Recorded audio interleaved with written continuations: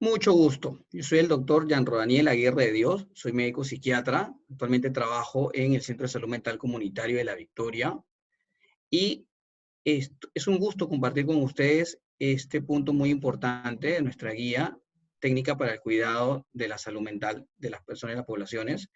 Y en este punto importante vamos a hablar específicamente de la identificación y diagnóstico de las personas con problemas de salud mental en el contexto del COVID-19.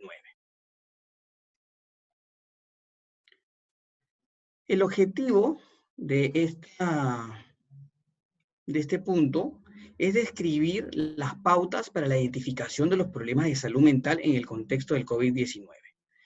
Entendiendo realmente que se espera que en este contexto de pandemia a nivel mundial y a nivel nacional, las personas van a experimentar pues malestares o emociones negativas como una respuesta natural a esta situación amenazante. Lo cual es muy importante entenderlo porque lo que no se quiere es patologizar o sobremedicalizar estas conductas, ¿ya? Y es muy, muy importante que entendamos que este contexto se va a desarrollar, ¿no? Estas personas van a experimentar sentimientos de tristeza, desánimo, insomnio, aumentos de apetito, ¿no? Y sobre todo si no logran satisfacer sus necesidades básicas o no cuentan con los soportes sociales. Entonces, en base a estas consideraciones, se ha elaborado esta guía y lo que nos va a ayudar a la identificación de estos problemas, ya que se pueden dar en el contexto de usuarios hospitalizados o en situación de emergencia, o aquellas personas que se encuentren en aislamiento domiciliario. Entonces, para esto, en la guía, en el anexo 1, vamos a poder observar que hay un cuestionamiento de autorreporte, el SRQ abreviado, ¿no? Para el tamizaje de personas con problemas de salud mental. Esto es como un marco orientativo, nos va a ayudar muchísimo. Y como pueden ver ahí, tienen preguntas muy sencillas que las podemos realizar en cualquier momento, cualquier personal de salud, ¿no? Y como pueden ver ahí, ha tenido o tiene dolores de cabeza. Hay dos respuestas, es binario, sí o no. Ha aumentado o disminuido su apetito, igual, misma respuesta, sí o no. Ha dormido, duerme mucho o duerme muy poco, ¿no? Se ha sentido o se siente, ¿no? Nervioso o tenso o tensionada. Ha tenido tantas preocupaciones que le hace difícil pensar con claridad. Se ha sentido muy triste, ha llorado frecuentemente, le cuesta disfrutar de las actividades diarias, ha disminuido su rendimiento en el trabajo, en los estudios o en los quehaceres de casa, ha perdido el interés en las cosas que realiza, se siente cansado, agotado con frecuencia, ha tenido ideas de acabar con su vida, ha sentido que usted o varias personas han tratado de hacerse daño. Entonces, como pueden ver, estas preguntas nos van a orientar en un marco pues, de alguna problema de salud mental. Entonces, como pueden ver ahí, se considera caso probable, porque es algo orientativo, no es algo diagnóstico, ¿no? Si tiene 5 puntos positivos. Entonces, teniendo esto en cuenta, podemos pasar ya a una entrevista clínica. También tenemos en el anexo 2 de esta misma guía, tenemos pues preguntas sobre el Audit C, que son preguntas enmarcadas pues al consumo de sustancias o bebidas alcohólicas. Más o menos tiene 3 preguntas muy específicas, cada una pues desde nunca hasta muy frecuente. Entonces tenemos, por ejemplo, la primera pregunta: ¿con qué frecuencia consume bebidas alcohólicas? ¿Ya? ¿Cuántas consumiciones en bebidas alcohólicas puede realizar en un día de consumo normal? ¿Con qué frecuencia toma 6 o más bebidas alcohólicas en una relación de consumo? ¿No? Y aquí nos explica pues que esto va de 0 a 12 y en los hombres se considera positivo, ¿no? Mayor de 4, y en las mujeres se considera positivo mayor de 3. Entonces, teniendo esto como base para poder orientar nuestro interrogatorio o nuestra entrevista en salud mental, también es importante señalar, ¿no? Que tenemos de la Organización Mundial para la Salud, tenemos la Guía de Intervención en IDMH-GAP, versión 2.0, donde también están los 9 problemas prioritarios. Tenemos esta guía que nos ayuda muchísimo, sobre todo en estos tiempos de emergencia. Tenemos la Guía de Intervención Humanitaria del IMH-GAP, ¿ya? Y tenemos, pues, en los casos de violencia que se vayan a suscitar, nuestra guía de salud mental y por mujeres en situación de violencia, ¿no? Ocasionada también por la pareja, y eso ya lo vamos a ver más adelante. Y abajo, como pueden ver, pues tienen el link para ir directamente a la página de la Organización Mundial de la Salud, donde pueden descargar estas guías, que van a ayudar muchísimo porque tienen un marco bien didáctico, ¿no? Tipo algoritmo, para hacer una mejor detección y preguntas orientativas para ayudarnos en el proceso diagnóstico. Dentro de las patologías más comunes, entendiendo que no hay que patologizar todo y sobremedicalizar todo, tenemos que sí, un grupo de personas va a desarrollar algunos trastornos con respecto a este punto de emergencia. Y entre el más común tenemos la reacción a estrés agudo.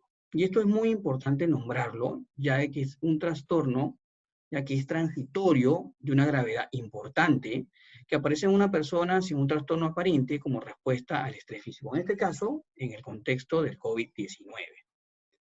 ¿Ya? Los síntomas pueden ser muy variables, ¿no? Van a incluir síntomas vegetativos como aumento del apetito, insomnio, ¿no? Embotamiento afectivo, reducción del campo de conciencia, entre otras sintomatologías. Y sí es importante que los primeros síntomas se presentan las 24 horas posteriores al evento traumático y hasta el primer mes de este suceso. Entonces tiene un carácter de temporalidad bien limitado.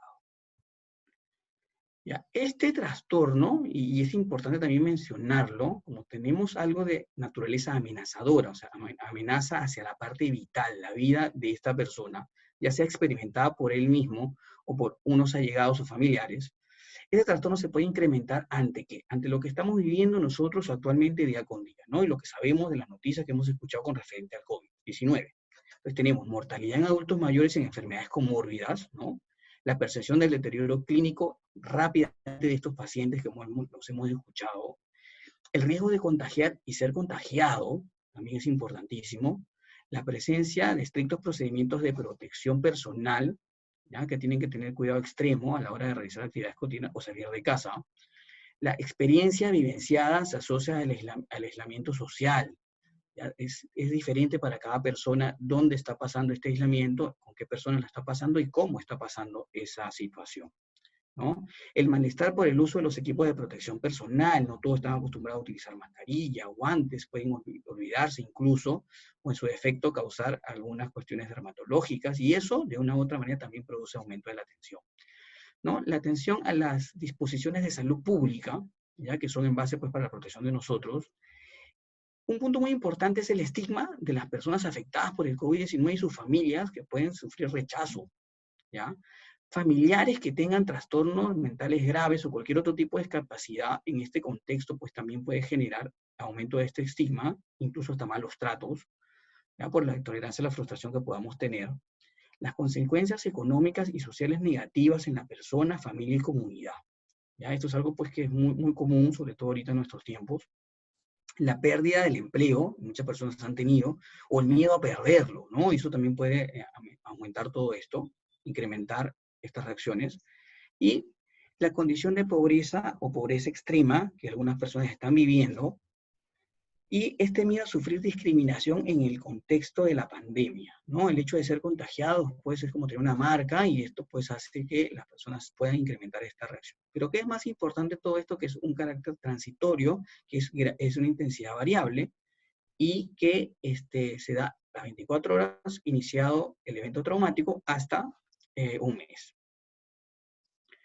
Otra de los que está contemplado en nuestra guía es el trastorno de adaptación, ¿no?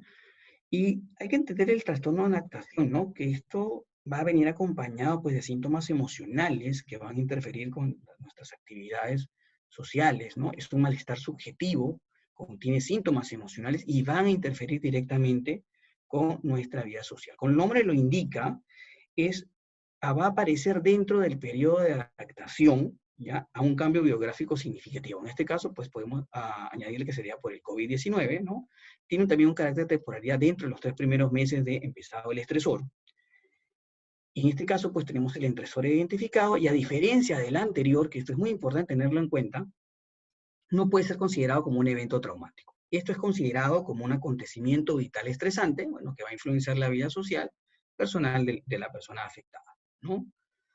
¿Cuáles serían las manifestaciones clínicas? Sería el estado de ánimo depresivo, síntomas ansiosos, preocupación, incapacidad para afrontar problemas, planificación o futuro o continuar con el presente, y el deterioro de las rutinas diarias. Entonces es bien importante entender el punto de temporalidad y que este no puede ser considerado como un evento traumático como fue en el caso anterior de la reacción a estrés agudo, ¿no?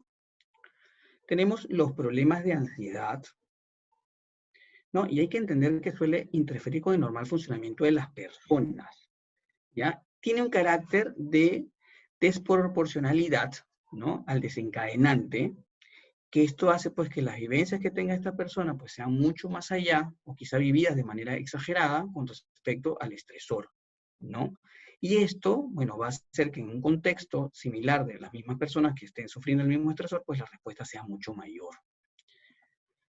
Ya puede presentarse, y esto también hay que tenerlo muy en cuenta porque dentro de las clasificaciones y los problemas de ansiedad hay varias clasificaciones, pero para hacer un cuadrito resumido y poder tener las cosas más claras, ¿no? Si se presenta de forma continua, podemos estar hablando de un trastorno de ansiedad generalizada. Si se presenta de manera episódica, ya podemos estar hablando de transfobias específicas o trastornos de pánico propiamente dicho, y también pueden venir a colación a predominio de pensamientos repetitivos, ¿no? Que van a generar gran malestar a las personas, como serían pues las ideas o pensamientos obsesivos, ¿no? Sobre todo relacionado esto, ¿no? Con el miedo al contagio del COVID-19, ¿no? Es frecuente, ¿no? Que estos trastornos se den generalmente ya previamente, o sea, que la persona tenga esta sintomatología antes de todo este suceso traumático, y esto más bien va a exagerar, ¿no? O va a aumentar las fobias específicas, los trastornos de ansiedad generalizar o los trastornos obsesivos-compulsivos, o en su defecto que surjan a partir de esto del COVID-19 como una desproporcionalidad. Y también aunado, importante, ¿no? Al miedo a la muerte, a la enfermedad per se, y que los equipos deben hacer una buena identificación de los cuadros clínicos para brindar un abordaje adecuado, ¿no? A estas personas, sobre todo en este contexto. ¿Qué hay que tener en cuenta en esto? Que generalmente las personas con ansiedad no buscan ayuda inmediata. Generalmente pues por miedo al estigma, ¿no? Ya sea porque niegan o normalizan, ¿no? Pues generalmente mucha gente piensa que porque es así y tiene tiempo así, pues es algo normal. O sea, de repente ha estado así mucho tiempo y no es algo normal. Y estas conductas se van a asociar pues al consumo de sustancias, atracones de comida, entre otros. Entonces es bien importante estos equivalentes ansiosos, sobre todo si está comiendo mucho, si está utilizando algún tipo de sustancia para mitigar esa sensación de ansiedad que puede presentar, como el alcohol o como otro tipo de droga, o en su defecto también consumo de medicamentos de prescripción con receta médica, como en el caso de algunas benzodiazepinas que algún familiar le esté tomando, y bueno, aprovechando eso, la está tomando esta persona como para mitigar estos síntomas. Entonces es muy importante pues realizar una adecuada entrevista con respecto a los síntomas ansiosos, tener en cuenta pues que esto quizá ya viene de antes y que se ha exacerbado a raíz del COVID-19, y sobre todo identificar pues los miedos más frecuentes, que serían miedo a enfermarse y miedo a la muerte, y la comorbilidad con el consumo de sustancias. Entonces, en este caso, pues muy importante tener el audit y aplicarlo, o la guía de práctica clínica de sustancias psicotrópicas, que también la pueden descargar del Ministerio de Salud. Otro punto importante son los episodios depresivos. Y aquí he hecho como un cuadrito resumen, ¿no? Generalmente cuando uno piensa en depresión, pues piensa en una persona que está llorando, pero realmente esto va más allá. Entonces tenemos, y lo he dividido así en 4 cuadrantes para que nos quede un poquito más claro, ¿no? Que hay síntomas fundamentales. ¿Qué significa fundamentales? Que si no existe esto, pues no estamos hablando de depresión. Entonces, es el estado de ánimo, pues una tristeza vital, una irritabilidad y una adenomia, ¿no? Entonces, en la tristeza, pues la persona está triste la mayor parte del tiempo, ¿no? En la anedonia o la bulia, y la bulia son caracterizadas, pues, el hecho de que no disfrute sus actividades placenteras, y en la bulia es que no le provoca realizar esas actividades placenteras. No es porque no las quiera o no tenga tiempo, simplemente es porque no puede realizarlas. Tenemos síntomas conductuales, ¿no? Como serían las alteraciones cognitivas, como los problemas de atención, concentración y memoria. Tenemos alteraciones psicomotoras, ¿no? Como la inhibición o agitación. Y muy frecuentemente vemos descuido en el cuidado personal. Una persona no se arregla, no se baña, no se cambia, está dejada, ¿no? Y esto es un predictor bastante importante que tenemos que tenerlo en cuenta a la hora de realizar nuestros interrogatorios. Como pueden acordarse quizá de la primera diapositiva cuando hablábamos sobre el SRQ, van a ver pues que hay algunas preguntas que se parecen con respecto a lo que estamos viendo aquí en la parte depresiva. Otros serían los síntomas somáticos, sobre todo las alteraciones del sueño, que una persona duerma poco o duerma mucho, que hay alteraciones en el peso, sin ningún régimen dietario especial, aumento del apetito y el aumento de peso en 5 kilogramos más o menos en el periodo de 2 semanas o un mes, que la persona esté fatigada, cansada, ¿no? Que hay alteraciones incluso en la esfera sexual, a veces no la preguntamos, pero es importante preguntarla, y quejas somáticas que están relacionadas pues, a dolores de cabeza, dolores migrantes, estreñimiento, algún síntoma gastrointestinal, ¿no? Y entendiendo también pues, que la gran mayoría de estos síntomas se van a presentar y la gente tiende a normalizarlo y no entender que es depresión. Por eso que decía cuando nos vimos la primera fotografía acá, y que la gente relaciona depresión con estar triste inmediatamente, pero aunque sí está de acuerdo con eso, hay otra gama de sintomatologías que nos van a orientar al diagnóstico. Y otro punto muy importante son los pensamientos. Generalmente empezamos con ideas relacionadas con fracaso, con culpa, con desesperanza, ruina, catástrofe, como primera línea. Luego empezamos a pensar pues, en pensamientos de inutilidad o minusvalía, ¿no? De enfermedad propiamente dicho, pensamientos de muerte, como por ejemplo, si me siento así, pues ¿por qué no acabar con mi vida? ¿O por qué no se acaba mi vida de una vez? O desaparecer y no despertar jamás, por ejemplo. O ideas ya mucho más fuertes, como las ideas suicidas, o tentativas suicidas, donde la persona piensa pues en acabar con su propia vida, quizá con un plan o con, no teniendo un plan específico. Pero esto sería la gama de evolución de cómo se va a presentar la depresión en las personas. Todo esto teniendo en cuenta que van a experimentar estos síntomas por más de 2 semanas y que van a interferir con la actividad personal, familiar y social de este usuario. El abordaje debe ser multidisciplinario de los equipos de salud mental ante los signos de alarma. Y en estos casos, ¿cuáles serían los signos de alarma? Pues tenemos el caso de la agitación psicomotriz, las ideas de suicidio, o ideas de acabar con su vida, o ideas de letalidad, entre otros, ¿no?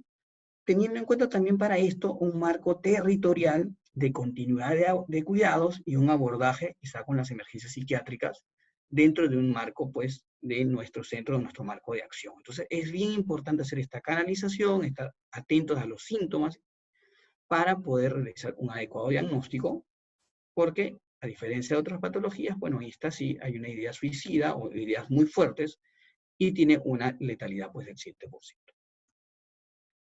Otro de los puntos que tenemos es el trastorno de estrés postraumático. Es importante que surge como una consecuencia tardía a un acontecimiento estresante de naturaleza amenazadora. En este caso, en el contexto también del COVID-19, pues se puede presentar, ¿no? Generalmente se presenta posterior al mes de experimentar esta amenaza vital. Entonces, aquí también vamos a calificar al estresor como de naturaleza traumática. ¿Por qué? Porque el estresor está interfiriendo de forma amenazadora con la vida de esta persona. Entonces, esto se va a manifestar, ¿no? Con episodios reiterativos de reexperimentación del trauma, embotamiento emocional, conductas de evitación, una hiperactividad vegetativa, síntomas ansiosos, síntomas depresivos. Incluso, si no se trata a tiempo, puede durar años con curso fluctuante, interfiriendo sistemáticamente en la vida de las personas. Y en este caso, el abordaje incluye una valoración clínica integral por el equipo de salud mental, de acuerdo pues, a los indicadores de alarma, como ya lo hemos dicho, en este caso aplica igual, riesgo suicida inminente o agitación psicomotriz. Y la primera línea es adoptar todas las medidas necesarias para asegurar la recuperación integral de la salud de estas personas.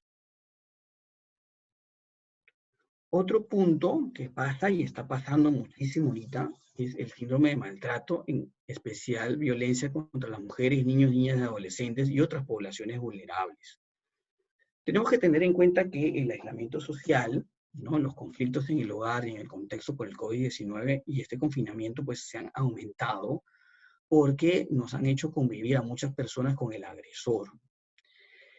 Y hace pues que estos grupos vulnerables sean mucho más vulnerables porque el agresor convive con ellos. Entonces, esto estadísticamente puede agudizar la violencia de género, el maltrato físico, psicológico hacia estas personas, ya que no pueden abandonar el hogar o solicitar la ayuda respectiva, ¿no?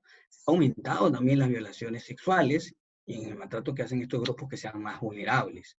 Entonces, entendiendo todo esto, pues, hay que estar muy juiciosos en realizar las preguntas adecuadas y si conocemos este caso de violencia, pues hacer las denuncias correspondientes. Aunque estamos en un marco de emergencia nacional, la línea 100 está funcionando y es importante dentro de este contexto que las personas sepan dónde acudir a ayuda y que los grupos que van a identificar estas situaciones tengan claro que hay que hacer las denuncias correspondientes para no ser contribuyentes de que se siga habiendo maltrato y se siga perpetuando la violencia en estos hogares vulnerables.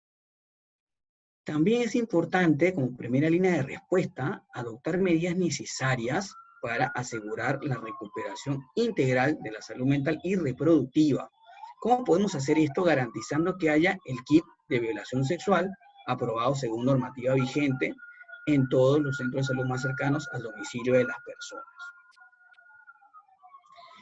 Un punto importante como manera de resumen es a tener en cuenta a la hora de nosotros realizar nuestro diagnóstico, ¿no? Que la reacción a estrés agudo, el estresor es calificado como traumático. Para calificarlo como traumático tenemos que tener en cuenta de que este estresor representa una amenaza vital hacia esta persona vivida por él o por algún familiar cercano. Se desarrolla a los pocos días, 24 horas aproximadamente, ¿no? Es transitorio y no debe durar más de un mes. Se confunde muchísimo con el trastorno de estrés postraumático. Entonces, el estresor en este caso también está calificado como traumático, pero se va a desarrollar posterior al primer mes del evento. Y esto está caracterizado por sensación de revivir el evento traumático, evitación y sentimiento exagerado de esta amenaza se puede volver permanente. Entonces, como una manera pues, de recordarlo un poquito, ¿no? Si se produce en las primeras 24 horas una reacción a estrés agudo, no debe durar de un mes, pero si dura más de un mes y tiene la sintomatología asociada de sensación de revivir este evento, conductas de evitación, sentimiento exagerado de amenaza, flashback u otro tipo de sintomatología, estaríamos hablando ya propiamente dicho de un trastorno de estrés postraumático. El trastorno de adaptación, aunque también se confunde también mucho con esto, ¿no? El estresor usualmente está identificado, ¿no? Pero no es calificado como un evento traumático, es calificado como un acontecimiento vital estresante que va a interferir pues, de manera media, regular o baja sobre la vida social del usuario. Y el episodio depresivo puede o no existir un estresor, ¿ya? La anedonia y la bulia son síntomas fundamentales, tienen que existir sí o sí para que podamos hablar de episodio depresivo, y esta persona debe tener esta sintomatología más de 2 semanas. Entonces, si tenemos en cuenta todos estos tips, nos repasamos nuestra guía de MHK, de práctica clínica, las guías prácticas del MINSA, entonces podemos hacer un adecuado abordaje, un abordaje individual, un abordaje interdisciplinario, hacer un diagnóstico precoz y una buena identificación de esta sintomatología para poder ayudar a nuestros usuarios y tener en cuenta todo lo que hemos dicho hoy para brindar una atención de calidad dentro de un marco territorial de nuestro país. Bueno, esto ha sido todo. Muchísimas gracias. Gobierno del Perú. El Perú primero.